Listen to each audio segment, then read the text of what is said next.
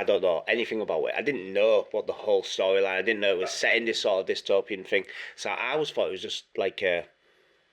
I don't know how to describe it. It's like a hero going out to fight crime, basically. That's what I initially thought it was. Right. Okay, but You just thought it was a vigilante. But honestly, we were about 10 to 15 minutes in. I was like, okay, this movie's actually got me hooked. Hello and welcome back to Cine Console. We've got a new exciting episode for you. I'm here with Gosho. And that's Pico. And today we are talking about The Crow. Can rain all the time. Yeah, it can. Let's get into it.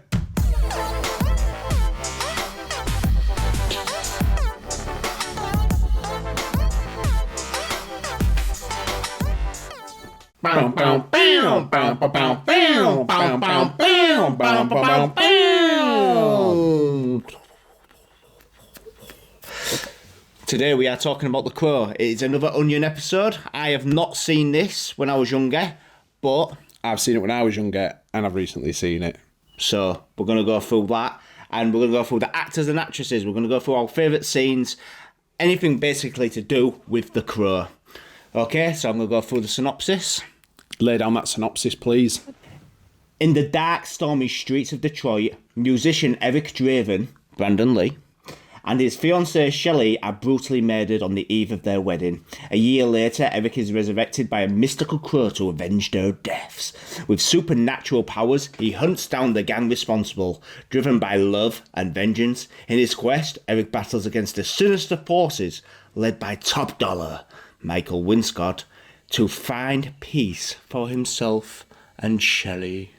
Good synopsis. That's a good synopsis. I like that. Synopsis. That is a really good synopsis. I'm just going to reel off the actors and actresses that played in it. Yep. Brandon Lee. Yep. Bruce Lee's son. Lovely. Michael Wincott. What I said Winscott earlier.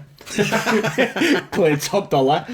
Ernie Hudson played Sergeant Albrecht. And Tony Todd, who played Top Dollar's right-hand man.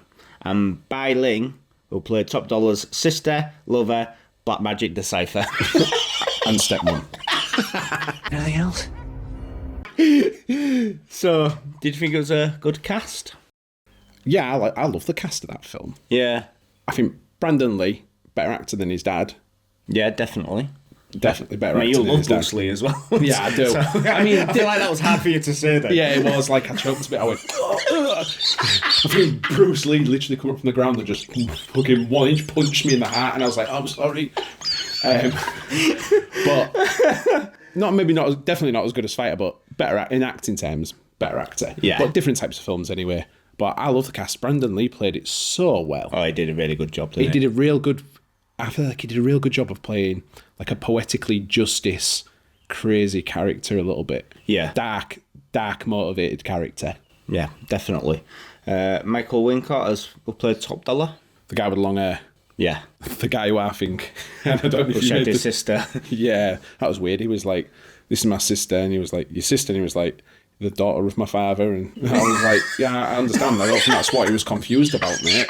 I think what he was confused about is you're tonguing your sister's bumhole On a constant basis. on a constant basis while she's fucking playing with eyeballs. Like, it's not functional. It's not healthy. You need help.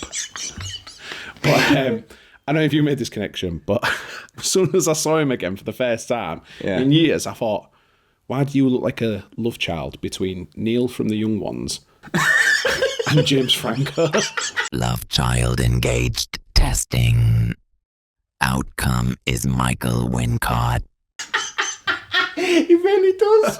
And I just couldn't get it out of my head. Do you know what? Like, I was thinking, what other movies has he been in? Because he looked quite familiar to me. Yes. Do you know what he's been in? No, but I know what you mean. I got it. Robin Hood, Prince of Thieves. Prince of Thieves. So he plays the Sheriff of Nottingham's brother, who he gets stabbed by the Sheriff of Nottingham. He's also in like the new movie called Nope. Don't know if you've seen that. Nope. I'm so glad I got that. Sorry, we won't be watching it. Yeah, so you had Michael Wincott, yeah. He memorable face, and he's just got like, but he played such a good part again. Yeah. Just that crazy. I mean, the character itself was pretty crazy and horrible, really. Shagging his sister. He's just fucked up. Horrible. I created Devil's Night. Doesn't surprise me, pal. Get it on your CV, along incest and everything else. Yeah, he got Ernie Hudson, like I said, played Sergeant Albrecht. Who you gonna call?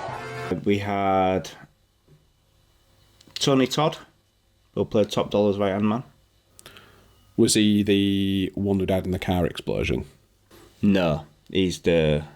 Oh, you're on about the guy with the glasses, aren't you? Yes. Yes, sorry, I know you're on about now. I felt like his role should have been more important. He had least screen time out of all of them. It was real sad, really, because he seemed like he was a really good character. Yeah, like he could have been really good. He looked like the underboss character. Yeah. Do you know what you thought? He's going to be a sick motherfucker, yeah. Yeah, but he just wasn't. No, all he did was just fucking shoot I a don't crow even and kill know it. I don't even know why he was the underboss. He gave me no indication. Probably the only one that's not doing drugs. You qualify, sir. And then Bailing. Sister I lover. bet she is.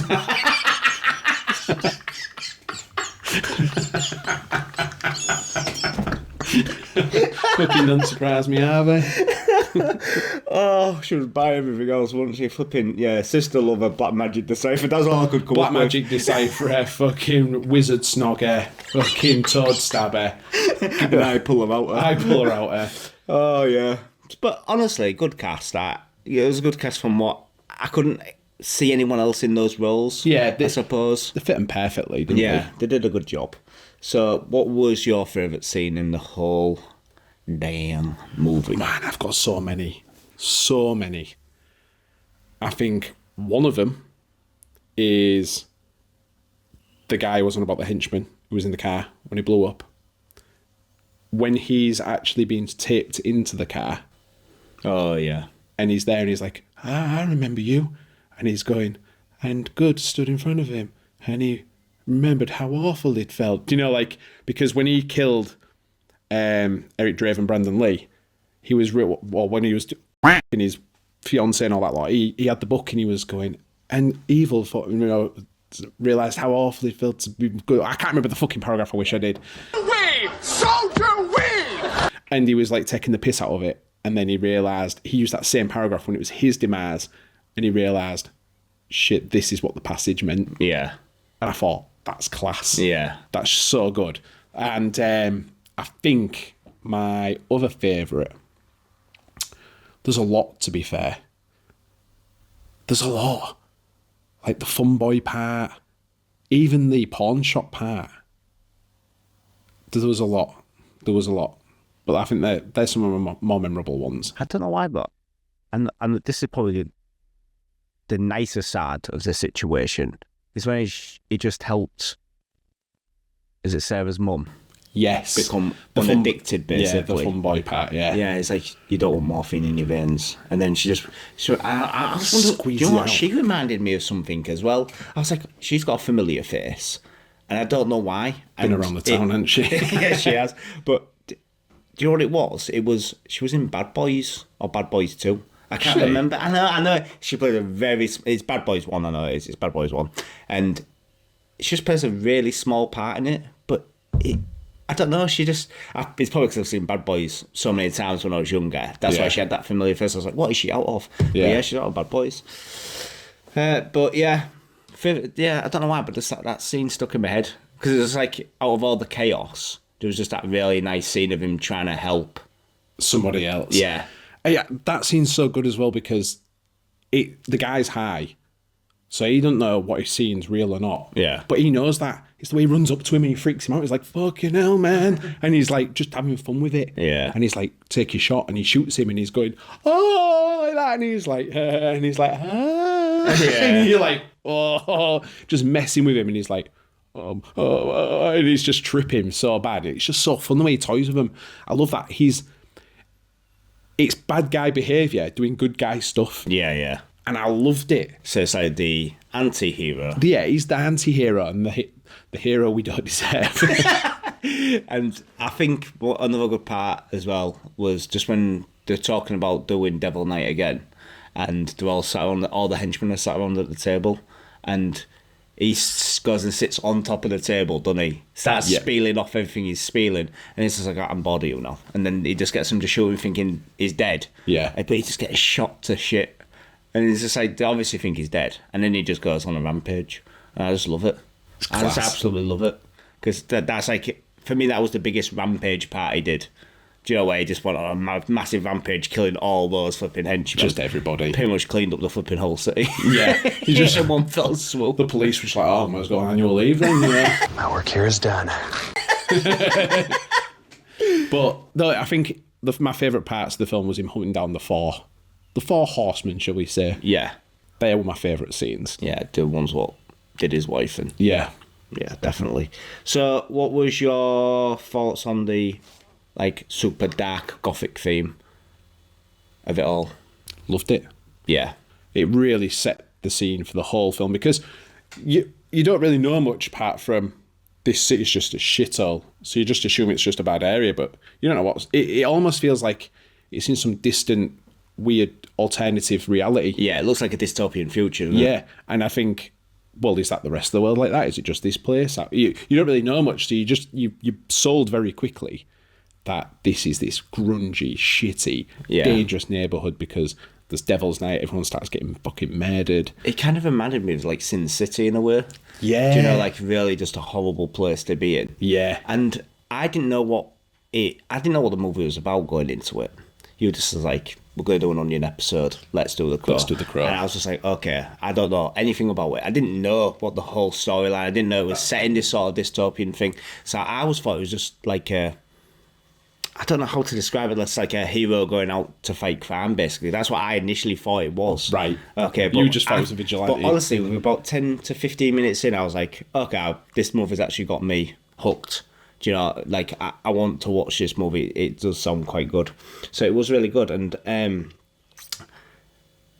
did you know that director Alex Proyas originally wanted to shoot the whole movie in black and white? No. No, yeah. He wanted to shoot it all in black and white.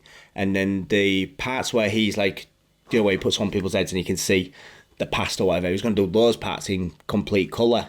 So there's like a contrast to the situation.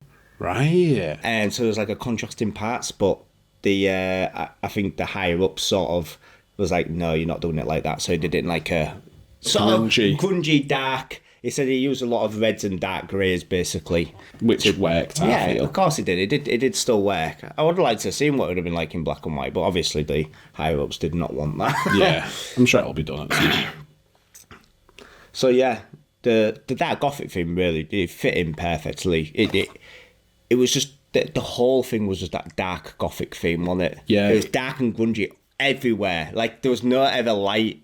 I can't remember any parts where it was just like it was bright daytime, lights. And, it was always raining. Yeah, and I think the whole makeup and everything like that, like you know the theatre mask, like makeup and stuff, just added to it. His dark clothes, it sent goths wild as well in real life.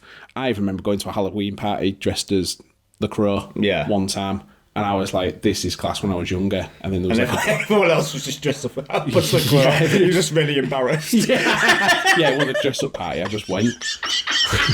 The funny part is like at the end as well, like there's like a massive buffet, but there was just loads and loads of food because hardly anyone was eating it. I was just at the buffet eating, like I couldn't have been any more anti-Crow like in my life. Like just at the buffet, I'm like, oh, these volleyball's real nice, yeah. I remember leaving that buffet. There was like, this is going to go to waste. I remember I was like 17, 18 at the time, and I was like, I'll take it home. And then just put it all in a bin bag. It's like a big black bin bag. I look like a black Santa, like black dark Santa with makeup on. And I just was a close one. and I remember just walking home, like. So yeah, I remember just walking home in the middle of the night with this, dressed up as the Crow with the boots, the makeup, and a big black bag full of food. People must have thought, nah, not tonight. Hell nah. Hell to the fuck nah. I think I'll just go a different way home tonight. Oh, did you know as well that Brandon Lee, do you know, with the makeup, every day they put new makeup on him. Yeah. And he was talking to, I think it was Alex Proyas, and said to him, it doesn't make much sense that the makeup keeps getting put on day after day. He's put it on once. So he had the idea of just going and sleeping in his makeup and not getting the makeup back on, so it basically fade and stuff. Deteriorate over time. Yeah. And yeah, I did notice that in the film. I was like, oh, it is cool, like, how throughout the film, like, his makeup comes off more and more. Yeah. And now I know why. Yeah. Fucking beautiful. And that was good. So, a bit of a sad one, this one part. Is it what I think you're going to say? Yeah. Brandon Lee's death. Very unfortunate death. I can't remember the guy who killed him, but it was one of them, obviously, the actors. And apparently that actor said even 12 years after, like, filming that, he still gets nightmares about that situation. Like, he wakes up in sweats and stuff like that. On Devil's Night. Yeah. Yeah. I mean, He's coming. But that guy actually died in 2016 as well, which is another sad note, really. Yeah. So he was completely tormented. He quit acting for a year after that as well. Yeah, it really is sad, because I've always I think it was the guy who died in the car. Oh, was it? Yeah. He was do you know what? I thought he was a really good actor for a henchman as well. And I think all the henchmen, the Four Horsemen, were really good actors for the roles. Like, they played proper scumbags. Yeah. Tintin, Fun Boy. I don't know what the other guy was. He was just weird, wasn't he? Wow, you are very forgettable. It was just, it seemed like he was off his rocker Yeah, all the time. I love it when Top Dollar just says, okay, I wish we'd recorded this and played it in slow motion just so we could understand what he was saying. I love that. I laughed at that. I was like, yeah, that's so good. That was good. And obviously him being the leader of the henchmen, I just thought, wow, they played their roles so good. So good. But that's sad. It is really sad. And I always think, I wonder what Brandon Lee would have been up to now.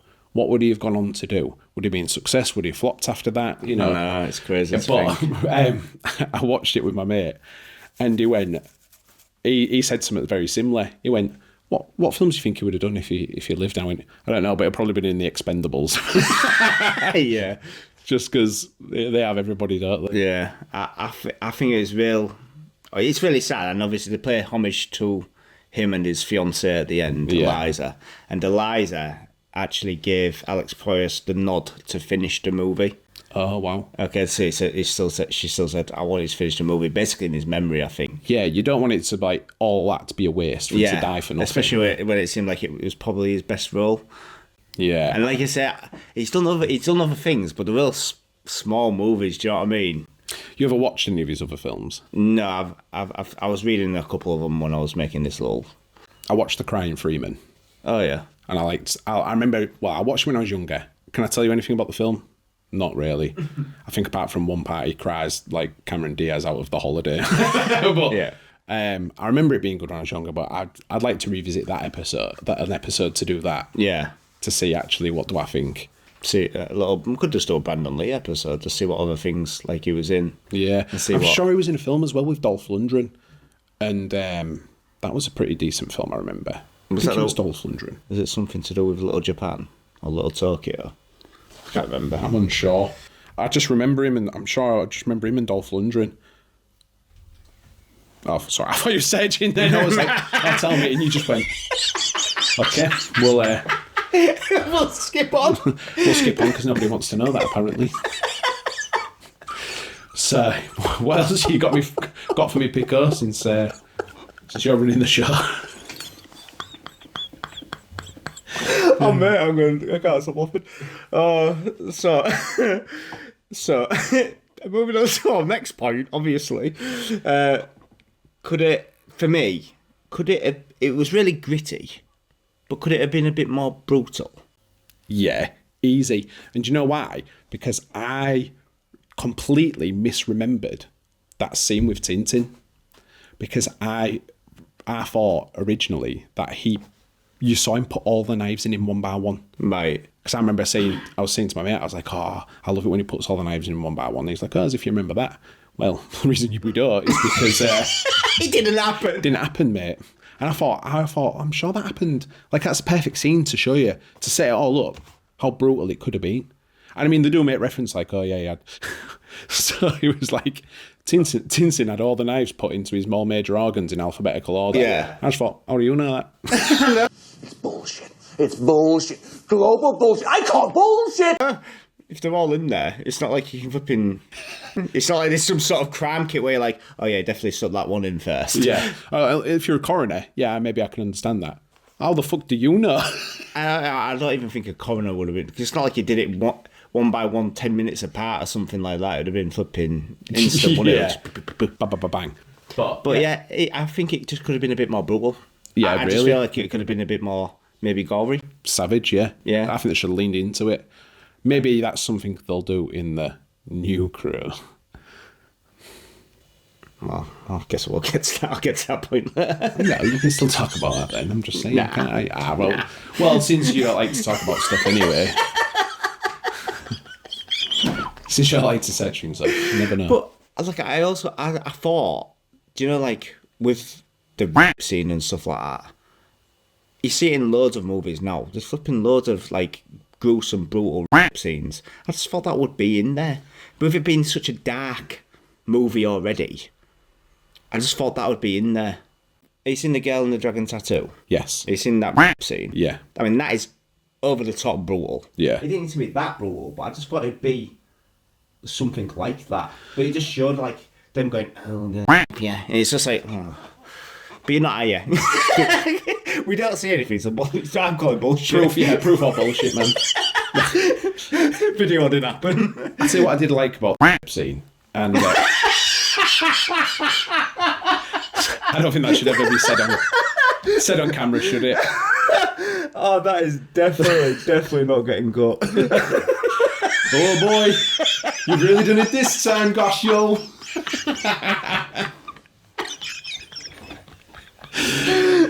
Will you stop laughing?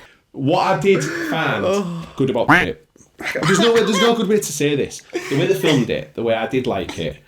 Well, thanks for watching. That's today's episode. They went to their point of view on fun. I've lost you. I'm going to compose. Right, okay. So, is where Funboy was stood above her, and from her point of view, and it made it look like he was completely naked from the waist down, and he was like waving his dick in her face, and he was like going, "Oh, do you want to put that in your mouth and stuff?" And that's horrible because it did seem like that's what they would have done, and it was. So I think that Chad's doing it a different way, and I think it did work in some ways because I remember watching that and thinking that's fucking horrible. It wasn't maybe the time because it was like 1994, and it maybe showing something like that would have been too much at the time. I mean, I say that, but you got like Clockwork Orange and stuff like that, which came in 1979. But I don't know, maybe I could only think because of the time They just didn't want. they just didn't want to make it that bad. I guess was Crow 15 or was it an 18? I thought it was an 18, but I don't actually know. Let's have a look. That is something I will look up. Thanks. Thanks. Don't know. No, I'm going to give it that backlash. 15. 15. Yeah, so maybe that's why they just wanted to make it into the 15 category. Maybe, I don't know, maybe they did film some of that and just thought, That was a bit much. can't do that because it will be an 18. Yeah. Maybe that explains why you don't see Tintin being used as a human pincushion in real time. But I don't know, why not make it an 18? I don't that know. was easily. I don't know, that could have easily been an 18 movie. And maybe It'd been great. we'll talk, do you know what, let's talk about the New Crow then. New Crow. New Crow. Hey, Johnny New Crow. Johnny New Crow, why all the makeup? So, The Crow remake, 2024. 30 years later, might be a good time to do it. Maybe. But I always think it goes back to that same old thing, innit, of why This is why I left this to last, but since you've been talking about it and it's come up in conversation. it's obviously a cult classic now. Yes. So why are you remaking it? Why are you? Because you suffer the risk is so great that you're going to suffer so much backlash. Like there's so much potential that's going to happen. Yeah. People are just going to absolutely slate your film because they know that most people have seen the original Crow and they know what they'll like, they know what they expect. And if you don't follow that same criteria, if you don't capture that same edgy grunginess, then you've ruined it. You've already set yourself on a bad foot. And it's like, well, once again, if you've got no good ideas to do another film, you have to remake an old classic. And I feel like with this new one, all they're going to do is try and make it more brutal and violent, which it'll be good to see. But I just feel like they're not going to capture the essence of The Crow. Yeah. So was The Crow just good because it was made in the 90s? Yeah. And that sort of style of movie isn't really for today's audience. And maybe... I mean, they might make this one an 18 and make it brutal, and it might be good. I don't know. I don't know if it's going to be. They've got Bill Skarsgård playing. Yeah, and I like Bill Skarsgård. I do. I like him in a lot of things. I don't know if he was the right fit for that, but that'll only tell when we watch that particular film. I wouldn't mind going to see this at cinema just to compare the two. Yeah. That's true. But... yeah, maybe, I don't know. I don't think things translate through different decades very well. Like, that's why I feel like all the Terminators have just failed recently, because they don't translate across as well as... as that. Yeah. And it's like, imagine, it's like someone now going, we're going to do a remake of Terminator 2. You're just like, why? No, you won't remake Terminator. No, exactly. So you're kind of the same thing. Why would you do this? I can kind of understand it, because I think it's one of those films. Is it because it's a cult classic? Not many people have seen it, so people who haven't seen it will be new to. It'll be new to them, and it might appeal to them.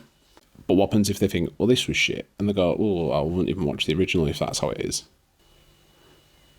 I don't think they'd watch the original anyway if that was their Maybe, I don't mindset. know. I feel like they have to really do well and do it justice, so that we're like, yeah, all right, you know what, it's acceptable. I think the criteria for him to actually get this film to be decent is so high that there's a lot of risk on it. Do you know what the rating of the original Crow was? No, I do not. I want to say, because of the time, they're following it as, I want to say it's something like 7.4. 7.5. Oh, you're good with that. Oh, yeah. Oh. You're like the flipping rating wizard. Right. The rating wizard. Well, for the time, 7.4. 7.5. No, you're wrong. 7.5. So we both agree it could be probably a bit more brutal then, I guess. And hopefully, I think that's the only way the new Crow would probably make its mark, I think. Yeah. Or show its difference 30 years on. So what about the sequels to the original Crow? Oof. I did watch it. Did you? Yeah, many, many moons ago. Just free. Yeah, You watched them all? I think so. I couldn't say anything, but the only thing I can remember, and I don't know if this is in the second or the third, or even if it was the series, because there was a Crow series, wasn't there? Oh, I don't know. I'm pretty sure there was a Crow series. And I was like, oh, what are you doing? It just made me want to be sick. Yeah. Please tell me if there was a Crow series. I'm sure there is. No, it's just a trilogy. Oh, is it? Wow, I was young. But I remember in one of them that there's a guy who has the same abilities as he does, but instead of having a crow, it's a snake. It's a snake. The terrifying snake. And I'm like, why have you done this? Because I just think, well, what's his point? Because he's a bad guy. So why did he get brought back? Why is his thing a snake? Like, that's stupid. Yeah. I don't get it. Like, a snake... You can call the snake and the crow. Yeah. I don't know. Crouching snake, hidden crow.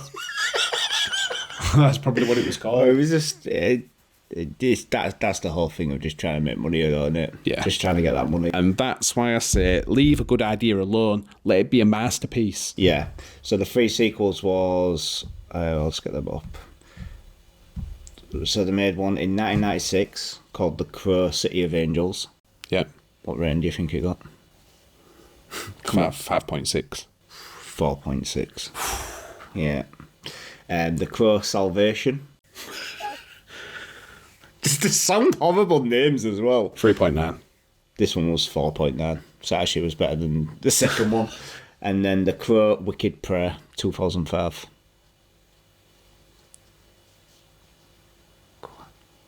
4.1.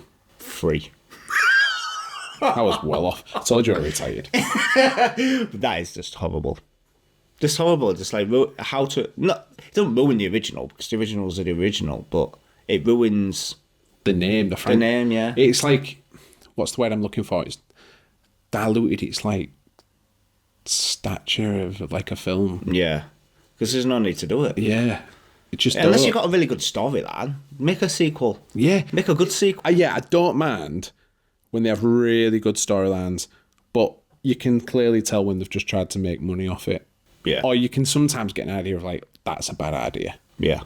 Like when they've left it for so long, like when we've talked about Terminators, Ace Venturas, Matrix, when they've released another one after so long. I just think trilogies are, whether they're not needed, whether they're not a good story, or they try and release a film way after the first one's been released, I just don't think work. Yeah, sequels should be either made at the time or just left alone altogether. That's why I just think this one, with it being a remake, might be good. I don't know. I can't guarantee that. And I like Bill Skarsgård. And I guess he's at a point in his career where he can choose what he wants to do, can't he? Yeah. You know, he's doing that Boy Kills World. He was in John Wick 4 as the main bad guy. You know, I think there's a chance that he's picked this movie because he can make it good. It's Fingers brave. crossed. It's brave because it could be career suicide. Yeah. So, But it's brave. We will see. Right, we are going to do some ratings. No, we're not. See. Because Okay. I could do some ratings because I can tell you why I rated it the way I did. All right, let's do some ratings. Let's do some ratings and then we can talk about our ratings after. Let's do some ratings.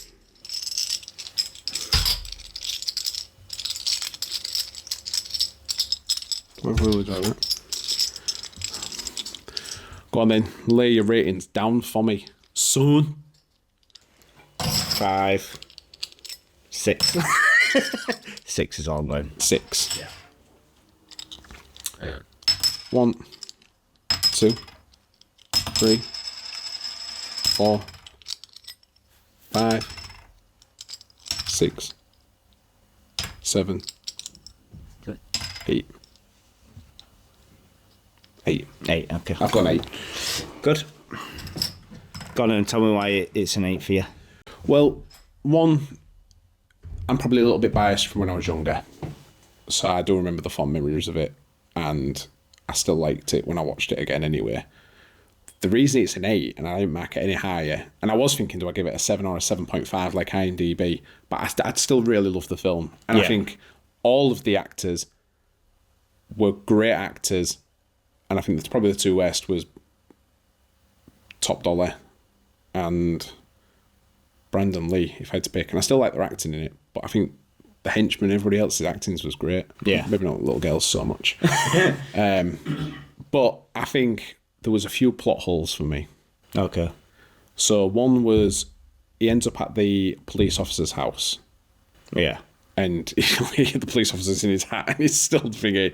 And he's like, why are you here? And he goes, I need to understand what happened that night.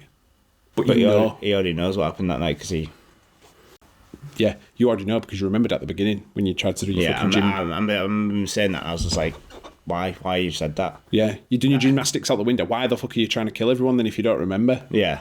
So you do know. It made no sense. That whole scene made no sense. Yeah, but plot. And then there was Biling. How does she know the connection between the crow and the crow? Maybe she read it somewhere. Yeah, sometimes. Crows She can be made linked to down people. around earlier. Yeah. Oh, this is a coincidence. I was just having a looking. I thought I was going to make a real good book. I was going to write a good story. No, but how does she know that link between the crow and Eric Draven is the source of his power? How? How is she a black magic decipherer? We don't fucking know. She hasn't got supernatural powers. Or does she?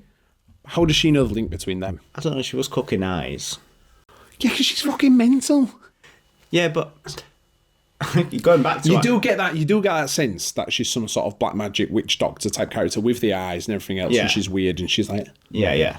I don't think she ever does that. But What a strange man. I just think, but how? Because you don't do anything else that's supernatural.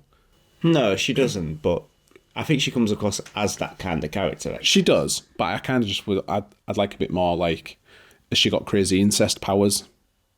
That'll be it. Who knows? I don't know. You're right though. She could have done some other form of some sort of black magic or tarot card reading or anything. Do you know what I mean? Just throw the eyes into a fire and a fucking yeah. Something comes. Anything that would show that she is into all of the. I know she obviously looks like she's into all this stuff, but she doesn't ever perform anything. Like in Robin Hood, Prince of Thieves, going back to that what he was in, the witch shows it constantly. Yeah. Do you know she constantly shows it that she is a witch. Do you know she does her flipping blood and flipping eggs and flipping everything like that, and do you know she's like the painted man. Do you know what I mean? He shows that, but you're right. She doesn't show anything like that. She's just like, yeah, I like to poke out eyes. She looks like she was more just a bit weird. Yeah. Than more into a black magic sort of. And she's like, oh, sorry, I forgot I should have mentioned this earlier. That crow is his power. Great. Well, everyone's dead. Pretty much. Biling. And then my other part is when he first gets pulled over by the cop and he's sat down and he turns his head away and he looks back, the crow's gone. So you have a sense of like he can just disappear like that. Yeah. There's another part where he falls out the window and he's just gone, just like that. Yeah. There's a part where he's speaking to the girl at the end and he's gone, just like that. So why is it when he's fighting, he can't just move that fast? Yeah. Why is he not that fast all the time? Can't be that fast all the time. Do you know another thing? It's when the crow outside.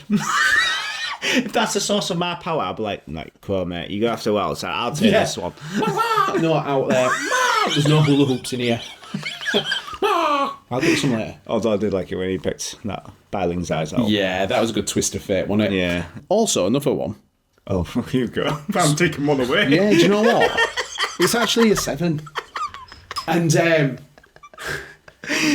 because it goes into, one of your favourite scenes where they're all sat around the table discussing Both, no. discussing Devil's Night, and he sits there and he goes, I just want him. And he's like, oh, you can't have him. And he's like, I just want him. So he kills all the people around the table. He finally gets that guy and kills him. That's all he wanted. He was happy. Why did that guy, who was then not being pursued by the crow, decide, I'm going to try and fucking pursue the crow? It's like he didn't want you after that. Yeah. But you decide to kidnap the little girl. Yeah. You can only think, maybe it's pride or something like that, but yeah. It's just another stupid reason. You're right. He just said, I just want him. And he didn't really care about him. No. He thought he was going to kill him himself anyway. Yeah.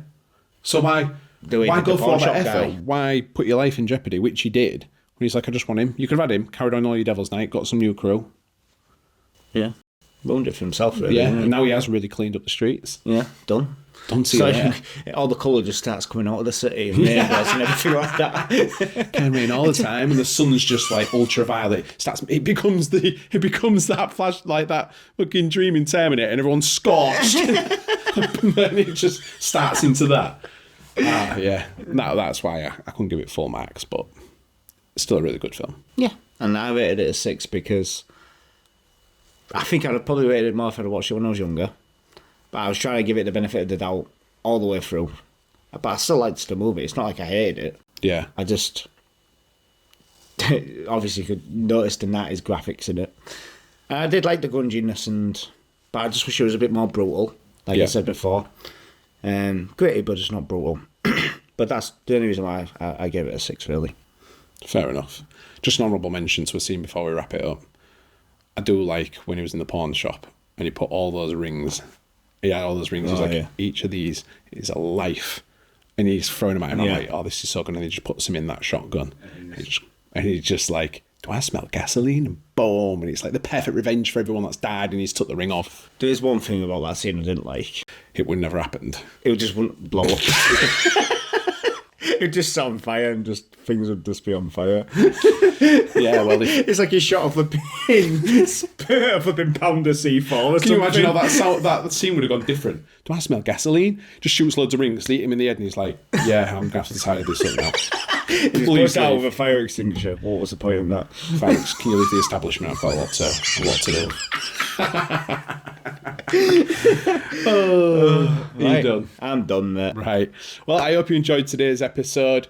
Please watch more episodes if you enjoyed this one. Tell us what you think in the comments about The Crow, if we've missed any scenes. What was your favourite stuff? Did you find any other plot holes? Please subscribe below. Give us some recommendations of other Onion episodes we can do with your films that you thought were your favourite when you were younger. But yeah, great stuff. And I was going to say something real cool, but I forgot. Boop.